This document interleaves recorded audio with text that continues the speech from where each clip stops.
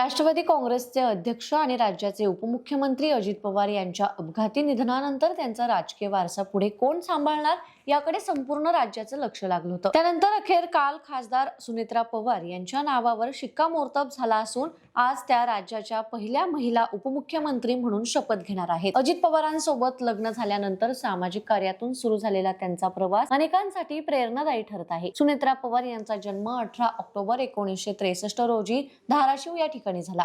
माजी मंत्री पद्मसिंह पाटील यांची बहीण असलेल्या सुनेत्रा पवार यांना राजकीय वारसा जन्मताच लाभलेला होता। 1985 मध्ये त्यांचा विवाह अजित पवार यांच्यासोबत झाला। लग्नानंतर काटेवाडी इथं आल्यावर त्यांनी सामाजिक कार्याला सुरुवात केली। काटेवाडीमध्ये ग्रामस्वच्छता चळवळीची मुहूर्तमेढ त्यांनी रोवली। अगदी पहाटेपासून स्वतः हातात खराटा घेऊन कामाला सुरुवात करणाऱ्या सुनेत्रा पवार यांनी संपूर्ण गावालाच या अभियानात सहभागी केलं। त्यांच्या प्रेरणेतून ग्रामस्वच्छता अभियान काटेवाडी राज्यात प्रथम क्रमांकावर आलं।